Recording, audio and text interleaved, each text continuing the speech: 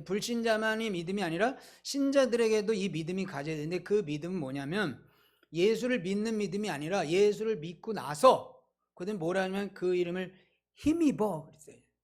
그러니까 힘입는다는 건 뭐냐면 더욱더 거룩한 능력으로 살아가는 걸 말해요. 그러니까 우리는 이미 예수의 믿음이 있지만 그걸로 만족하는 것이 아니라 더 큰 믿음을 가지고 그리스도인으로서 더 왕성하게 풍성하게 살아가기 위해서 이 요한복음을 줬다.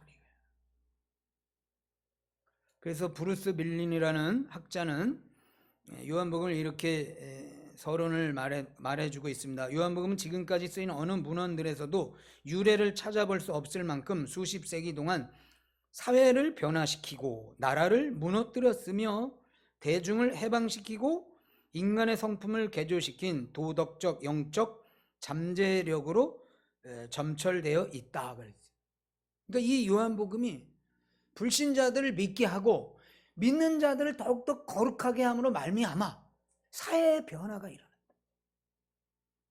그리고 본인 스스로들의 그 인간의 성품들이 더 바뀌었다.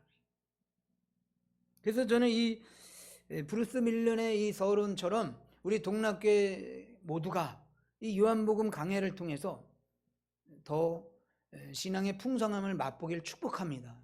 그리고 고쳐지지 않는 이 끈질긴 잘못된 습관들과 성품들이 뒤집어지는, 그래서 정말 이것이 하나님의 생명력이다, 이런 놀라운 역사를 경험하길 축복합니다.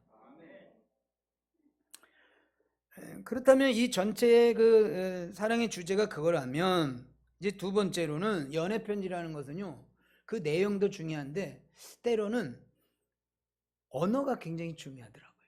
그래서 뭐 어떤 단어를 썼느냐에 따라서 내 마음이 콩닥콩닥 하기도 하고 그래서 여러분 연애 편지를 쓸 때는 단어를 잘 선택해야 돼요. 이제 쓸 일이 없나요? 그래서 특별히 이 편지를 주고받든 뭐 대화를 주고받든 요즘에도 굉장히 강조되고 있는 게 뭐냐, 공감 언어라는 거예요. 공감. 그래서 내가 어떤 단어를 사용했을 때 상대방이 뭉클, 심금이 울리는 그런 언어들을 사용하는 게 중요하다는 거예요. 그래서 제가 요새는 공감 언어 사전도 있더라고요. 그래서 한 가지만 일단 소개하고 넘어갈게요. 자주 드는 예인데요, 남자들이 여자들의 언어를 좀 배워야 된다. 여자들의 언어가 달라요. 또 남자들의 언어도 다르고. 그래서 한 가지 예를 들면 이런 겁니다. 여자가 집에 들어와 가지고는 저녁에 이렇게, 자기야 나 오늘 백화점에 갔는데 정말 마음에 드는 옷이 하나 있었어. 근데 비싸서 안 샀어. 여자들이 이렇게 얘기한다는 거예요. 그럼 어떻게 해야 되죠? 역시 자기는 정말 절약전식이 강해. 당신 최고야. 이렇게 얘기해야 되죠? 아니면 좀 더 기다려봐. 바겐세일 더 10%할 때까지 우리 기다리자.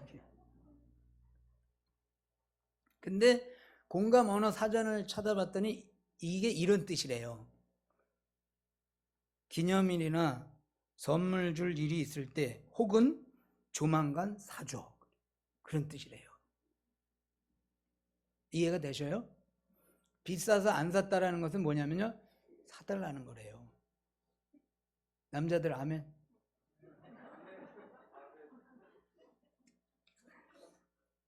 제가 말씀드리는 것은 사람들과의 관계에서도 이 공감 언어가 굉장히 중요하대요. 그래서 공감 언어를 많이 배우셔요. 그럼 관계가 더 돈독해지고 더 풍성한 관계로 이렇게 발전될 수 있다. 요한이 편지를 수신자들에게 보낼 때, 물론 이거 하나님께서 영감을 통해서 주신 단어이지만 자기 나름대로 그 용어들을 더 울릴 수 있는, 수신자들이 그 단어를 받았을 때 마음 가운데 받아들일 수 있는 그 언어를 사용하고 있다는 거예요. 그런데 먼저 우리가 알 것 중에 하나는 이 사복음서라 그래가지고 마태, 마가, 누가, 요한 이 사복음서는 한결같이 그 주제가 뭐냐면 예수님이 누구신가를 설명하라는 거예요. 그런데 이것이 좀 각도가 다 다른 거예요. 마태는 마태, 누가는 누가대로, 요한은 요한대로. 그런데 특별히 마태, 마가, 누가 이 세 가지 복음서는 용어와 배경과 여러 가지 이야기의 내용들이 거의 비슷해요. 그래서 그 세 복음서를 뭐라고 하냐면요, 공관복음이라 그래요. 따라해 보겠습니다. 공관복음. 공감이 아니고 공관. 그런데 이 요한복음은 그 세 복음서와 동일하지가 않아요. 독창성이 무려 92%나 된다는 거예요. 나머지 마태, 마가, 누가는 거의 비슷비슷한데 요한복음은 그 세 가지 복음서와 비슷한 게 8%고 나머지는 다 독창적으로 92%나 다르다는 거예요. 그게 왜 그러냐면 마태, 마가, 누가 이 공관복음은 주로 갈릴리 지역의 대상자들을 향해서 복음서가 집중되고 있다. 그런데 이 요한복음은 갈릴리 지역 사람들이 아니고 바로 예루살렘에 있는 사람들에게 그 대상이 집중되고 있다. 그러면 이 갈릴리에 있는 사람들하고 예루살렘에 있는 사람들이 어떻게 다르냐? 신학자들의 견해는 이 예루살렘에 있는 사람들이 더 지성적이고 신학적이었다는 거예요. 그러면 요한이 갈릴리를 대상으로 하지 않고 이 예루살렘의 지역에 있는 그 사람들을 대상으로 한다면 언어를 쓸 때 어떤 언어를 써야 되겠어요? 지성적이고 신학적 언어를 쓴다는 거예요. 그 내용이 1장 1절이에요. 다시 한번 우리 같이 읽겠습니다. 시작. 태초에 말씀이 계시니라. 이 말씀이 하나님과 함께 계셨으니 이 말씀은 곧 하나님이시니라. 아멘. 이 태초에라는 말씀은 창세기 1장 1절의 말씀이에요. 너무 잘 아는 말씀 우리 같이 한번 읽겠습니다. 시작.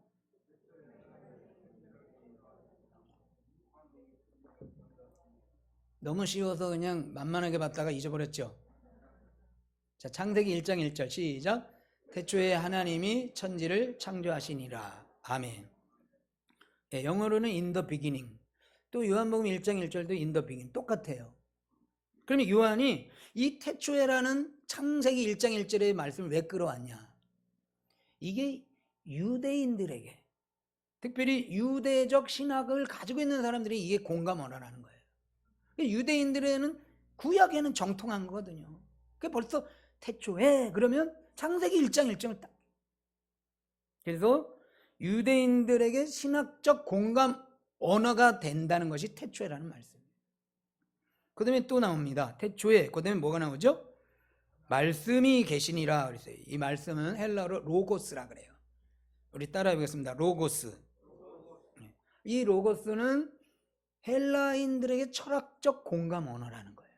그러니까 요한이 유대인들에게는 신학적 공감 언어인 태초라는 말씀을 가지고 들어왔고, 그 다음에 예루살렘 지역에 헬라인들도 있었을 때 그들에게는 철학적 공감 언어인 로고스라는 말씀을 가지고 예수 그리스도가 누군가를 지금 소개하려는 거예요.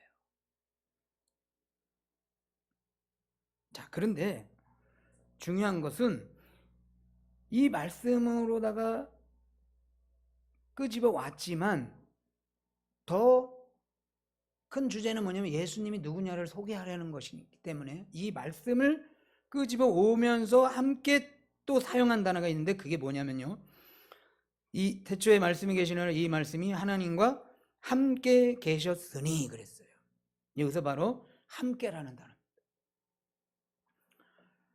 이 함께라는 단어는 신약 성경에서도 여러 용례로 많이 나오는데 특별히 이 용례는 약간 다른 용례를 가지고 있다. 그래서 요한복음의 그 주석의 권위자인 레온 모리스는 이 단어는 예수님이 하나님과 평형적 존재임을 말해주는 게 아니고, 하나님과 예수님은 동등하신 분이시죠. 믿으십니까? 그래서 그 창조 때에도 예수님이 함께 계셨다. 그러니까 성부 하나님과 성자 예수님은 같은 분이시다. 그런 평형적 존재로서 이 단어를 쓴 게 아니고 뭐라 그랬냐면 모리스는요, 인격적 교제로서의 단어로 썼다 그랬어요. 그래서 이 용어를 좀 더 깊이 설명을 하면 대면하다라는 거죠. 함께라는 단어가 대면하든지 얼굴과 얼굴을 맞대고 있다. 그래서 얼굴과 얼굴을 맞대고 사는 사람이 누구냐면 가족이잖아요. 그죠? 부부 또는 가족 또는 뭐 성도들, 우리 교회 공동체, 이런 사람들이 이 친밀감, 함께 한다는 것은 그냥 그들 중에 내가 있다 이런 의미도 있지만 어떤 경우에는 정말 얼굴과 얼굴을 맞대고 사는, 근데 이 함께라는 단어가 바로 그 단어라는 거예요. 여러분 임마누엘 배우셨잖아요. 하나님 우리와 함께 하신다. 그 단어는요, 얼굴과 얼굴을 맞대다라는 단어가 아니에요. 그거는 우리 중에 가운데 계시다 이런 의미거든요. 그러니까 어떻게 보면 이 함께라는 단어가, 지금 이 함께라는 단어가 훨씬 더 가까운 단어를 말하는 거예요. 그런데 예수님과 하나님이 그렇게 얼굴과 얼굴을 맞댔다는 건 뭐냐면요, 여기서 하나님의 성품을 우리가 배울 수 있는 거예요. 그것은 뭐냐면 하나님은 저기 멀리 계신, 하늘에 계신 하나님이 아니고 때로는 우리와 같이 얼굴을 맞대는 정도로 그렇게 가까이 우리와 함께 하신다. 그래서 교제하시는 하나님이죠.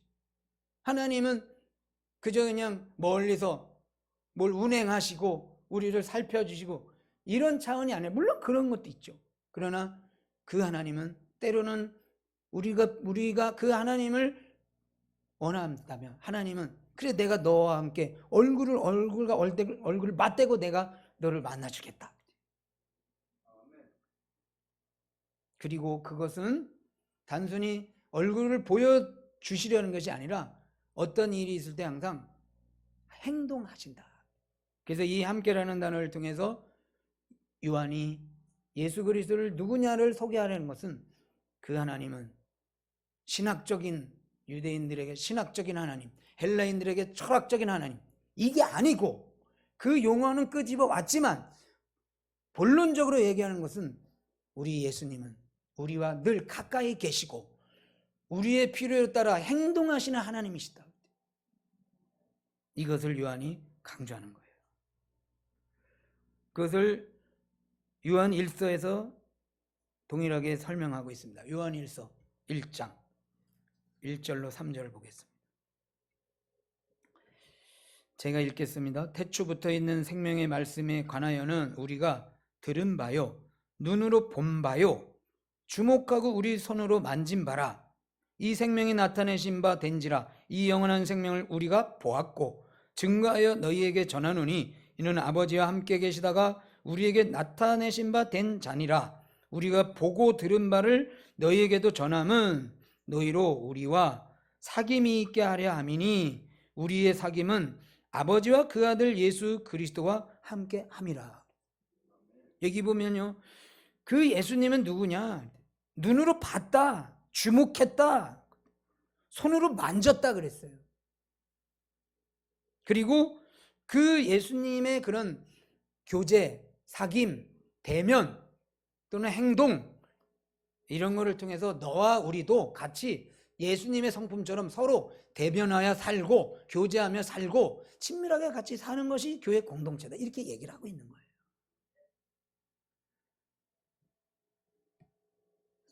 그래서 우리가 오늘 이 요한의 이 말씀을 통해서 배워야 될 진리는 뭐냐면, 하나님은 철학적으로 우리가 사고하고 사유하고 또 신학적으로 논쟁하고 때로는 그런 게 필요하지만, 그러나 가장 중요한 것은 그분은 우리가 그분을 생각할 때마다 사유에 그치고 논쟁에 그칠 것이 아니라 그분이 우리와 이 현장에서 함께 하시는 분이라는 것을 꼭 믿으시라, 이 말씀인 거예요.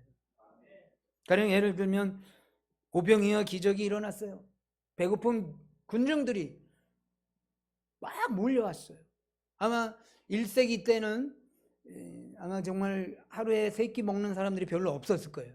부자들 외에는 대부분 90% 정도가 다 하루에 그저 한 끼 먹고 그러니까 어디서 준다 그러면 몰려가는 거잖아요. 그럴 때 예수님이 민중들이 모였을 때 어떻게 하셨어요?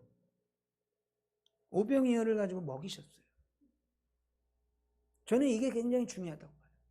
만일 예수님이 철학적이시고 신학적이시면 모인 군중들에게 아마 이렇게 얘기를 했을 거예요. 여러분들이 지금 굶고 있는 이유는 정치적인 문제입니다. 그래서 우리 민중들이 잘 살기 위해서는 민주주의가 좋으냐, 사회주의가 좋으냐, 공산주의가 좋으냐, 이렇게 강의를 하시겠죠. 그러나 예수님은 사회주의가 좋은지, 민주주의가 좋은지, 공산주의가 좋은지 그런 거 얘기 아니에요. 배고픈 사람을 그냥 먹이시는 거예요. 그러니까 예수님이 이 땅에 오셔서 우리 가운데 가르치신 것은 신학적 논쟁, 철학적 사고가 아니고 행동이다. 보여주시는 거예요. 나사로가 죽었을 때는 예수님이 눈물을 흘리셨다. 통분히 여기셨다. 그 마음 안에 그 오라비 죽은 것에 대해서 슬퍼하는 그 마리아 같이 공감하고 울어준 거예요. 모르겠어요. 아까 그 함께라는 대면이라는 단어로 본다면 예수님이 아마 마리아 곧 얼굴을 맞대고 눈물을 흘리고 비비면서 같이 그를 위로해 주셨을 거예요. 풍랑이 있는 바다에 제자들이 노를 지고 나갔어요. 그런데 풍랑이 일어서 주여 죽겠나이다 죽겠나이다 살려달라고 그랬어요. 예수님이 오셨죠. 뭐라 그러셨어요? 야, 이 미련한 것들아, 너희는 날짜도 모르고 시기도 모르고 갈릴리 지역의 기상도도 모르냐? 오늘 같은 날 배 타고 가는 것은 안 되는 거 알지 않냐? 예수님이 이렇게 말씀하셨죠. 그래서 말이야, 갈릴리라는 지역은 예루살렘과 달라서 때로는 갑작스러운 돌풍이 일어날 때가 있어. 그런 거 조심해야지. 지금 어느 때라고 니네 배 타고 가냐? 그러지지 않고 예수님은 그것에 대해서 신학적으로 철학적으로 기상학적으로 논쟁하시지 않고 그저 죽겠습니다 그럴 때 어떻게 했어요? 바다를 잠잠케 해주셨어요. 여러분, 예수님은 누구셔요? 플라톤도 신간을 가지고 있고 아리스토텔레스도 신간을 가지고 있고 임마누엘 칸트 다 그 사람들도 하나님에 대한 관을 가지고 있어요. 그래서 그들이 가지고 있는 건 뭐냐? 추상적 간념론이라는 거예요. 생각에만 있는 거죠. 그러나 오늘 요한이 우리에게 전하려는 예수 그리스도는 누구냐? 생각 속에 머문 분이 아니고 생각으로만 바라보는 분이 아니고 우리와 함께 이 자리에 와 주셔서 우리의 신음을 들어주시고 때로는 업어주시고 안아주시고 응답해 주신다. 믿습니까? 태초에 천지를 창조하신 그 능력을 가지고 오늘도 동일한 그 능력으로 우리와 함께 하시고 또 우리를 위해 일하시고 또 우리가 어려울 때마다 우리를 도우시고 우리가 질병 가운데 빠졌을 때 고쳐주시는 하나님, 행동하시는 하나님을 요한이 지금 전하려는 거예요. 그런데 그 당시에 그 예루살렘에 있던 많은 사람들은 사유하고 논쟁하고 좀 뭘 안다고 신학적으로 유대인들은 in the beginning이 무슨 뜻이냐 이거 가지고 따지는 거예요. 헬라인들은 로고스가 뭐냐 이거 가지고 따진 거예요. 근데 요한은 그거 가지고 따지는 건 좋지만 한 걸음 더 나가자. 예수님은 태초에도 계셨고 로고스이시기도 하지만 진정한 예수님은 누구시냐? 여러분처럼 그저 앉아있는 분이 아니고 행동하시는 분. 믿습니까?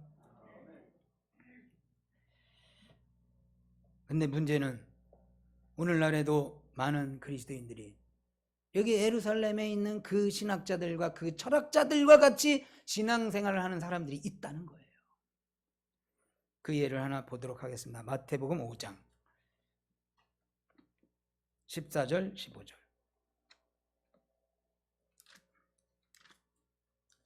마태복음 5장 14절 15절 같이 읽고 아멘합니다. 시작.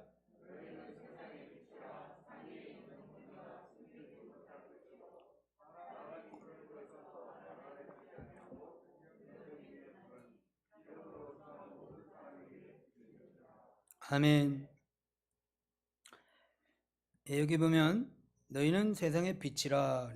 그 빛은 등불을 말 아래 두지 않고, 그 말이라는 것은 옛날 그 쌀 대박보다 큰 거 뭔지 알죠?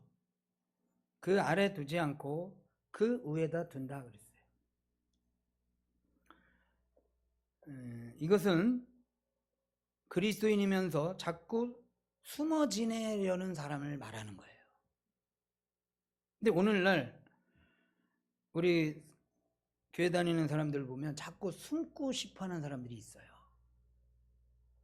예를 들면 뭐 대형 교회가 무조건 나쁘다는 게 아니라 그곳에 가면 숨을 수 있는 기회가 굉장히 많아요. 예배 때도 기둥 뒤에 앉을 수도 있고, 뭐 구역 안에도 좋고, 성가대 안에도 좋고, 교사 안에도 좋고, 뭐 그냥 그저 11시 예배 드리고 오면 되는 거죠. 물론 마음의 교회 공동체로부터 상처를 받았기 때문에 피하려는 마음을 갖는 것은 100% 이해와 공감이 갑니다. 근데 그럼에도 불구하고 예수님은 성도는 말 아래 숨지 말고 말 위에 올라서라. 그래서 뭐냐면요, 아까 얘기한 것 마냥 하나님 존재 자체도 face to face, 대면하고 지내시고 대면하고 사시는데, 하나님을 닮아가는 하나님의 택한 백성들이 왜 자꾸 멀리 떨어지려 하냐 그래요. 함께 대면하다 그랬잖아요. 얼굴을 맞대다 그랬잖아요. 그러니까 교회 공동체는 서로 얼굴을 맞대고 사는 공동체가 돼야 된다. 믿습니까? 그리고 이거는 또 그 대면이 교회 성도들끼리만 대면하는 게 아니라 세상의 이웃들과도 그리스도인들이 가서 대면하고 살라 그거예요. 그들과 대면해서 그들에게 착한 일을 하고 좋은 말을 전하고 그 대면을 하고 사는 것이 우리들의 사명인 거예요. 그래서 우리 성도는 두 가지 사명이 있는 거예요. 하나는 교회 내에서 성도와 성도끼리의 대면에 대한 사명이 있는 것이고, 그 다음에 우리가 나가면 세상 사람들 모른 채 하고 너는 너 나는 나 이렇게 분리해서 살면 안 되고 그들과도 같이 대면해서 그들의 아픔이 뭔지, 그들의 필요가 뭔지 그것을 듣고 같이 대면하면서 사는 것이 우리의 사명인 줄로 믿습니다. 그 사명을 예수님이 우리에게 주신 거예요. 그리고 예수님도 실제적으로 이 땅에 오셔서 사실 때 제자들과 대면해서 살고 또 나가서는 그 많은 어려움에 빠져 있는 자들과 대면해서 사신 거예요. 그런데 중요한 건 뭐냐? 오늘날 교회가 그리스도인들이 하나님의 성품과는 다르게 자꾸 멀어진 거예요. 교인끼리도 멀어지고 사회로부터도 멀어지고.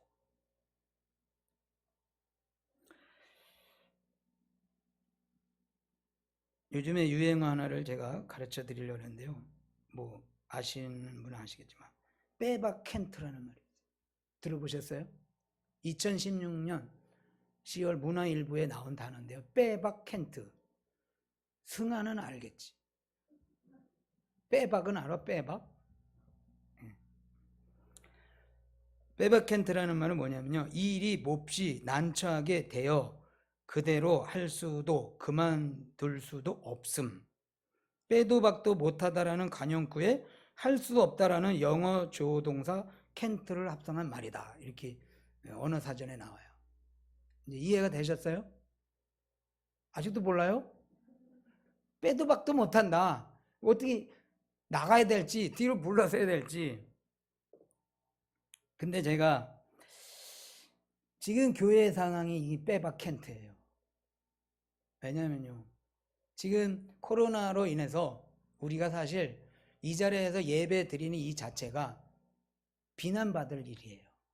믿지 않는 사람들은 저것들 또 나가, 그렇게 얘기했는데도 그거 2주 못 참니? 2번? 그러잖아요. 그 비난을 받고 우리가 온 거예요. 근데 또 우리는, 하나님께서는 주일마다 이곳에 와서 중앙성소에 와서 하나님과 대면해서 예배를 드리고 성도들과 대면해서 교제를 하라 그런 거잖아요. 그러니까 빼박캔트야. 올 수도 없고 안 올 수도 없고.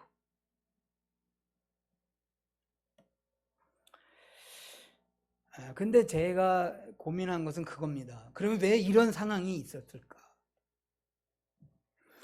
코로나라는 그 단어와 함께 가장 쫙 달라붙은 단어가 뭐냐면요, 고립과 단절이에요. 그쵸? 다 끊어, 멀어져. 그리고 오죽하면 사회적 거리두기라고 얘기를 했겠어요. 그러니까 이 코로나가 우리에게 준 하나의 열매는 뭐냐면요, 거리두기, 고립, 단절, 멀리, 더 멀리. 그런데 성경은 뭐예요? 성경적 인생관은 뭐예요? 페이스 투 페이스예요. 더 가까이 하고 더 함께 하라. 그런데 이걸 못하고 있는 거예요. 오히려 성경적 가치관으로부터 우리가 지금 멀어져야 하는 그런 상황을 지금 우리가 맞이하고 있는 거예요. 그럼 왜 이게 일어났냐? 하나님이 원하지 않고 하나님이 싫어하시는 일들을 우리가 어쩔 수 없이 지금 하고 있잖아요. 제가 볼 때는 이것이 우리 스스로가 자처한 일이 아닌가 생각해 보는 거예요. 하나님과도 멀리하고 싶고 이웃들과도 멀리하고 싶고 성도들과도 멀리하고 싶었던 우리의 삶 아니에요. 그러니까 하나님이 그래 그렇게 멀리하면 내가 그걸 아예 법적으로도 해줄게. 법적으로 해주면 욕 안 먹잖아요. 그러니까 법으로 사회적 거리를 두세요. 2m. 밖에서도 모이지 마세요. 3명 이상 밥 먹지 마세요. 제가 볼 때 이건 자처한 거예요. 자처한 거. 우리들이 자꾸 하나님 저 성가 안 해요. 주일학교 안 해요. 예배도 그냥 안 드리고 싶어요. 성도들 만나기도 싫어요. 목사님하고도 그냥 교제하기도 싫고. 자꾸 멀어지고 싶었던 거예요. 세상 사람들과도 자꾸 전도도 싫어요. 만나면 그냥 욕이나 해먹고 싫어요. 저는 멀어지고 싶어요. 하나님이 우리를 너무 불쌍히 여기셔가지고 그래 네가 원하는 게 이렇게 멀어지는 거냐? 좋아. 그럼 아주 법적으로 해줄게. 그래서 우리를 더 멀리 지금 떨어뜨리고 계신 거예요.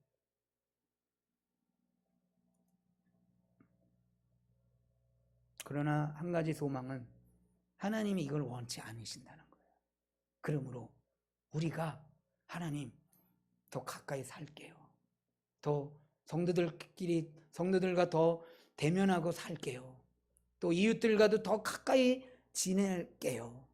우리가 이런 회개하는 마음을 갖는다면 하나님이 이 코로나를 종식시켜 주실 줄로 믿습니다. 그래서 우리가 이 시국에 해야 될 일은 뭐냐?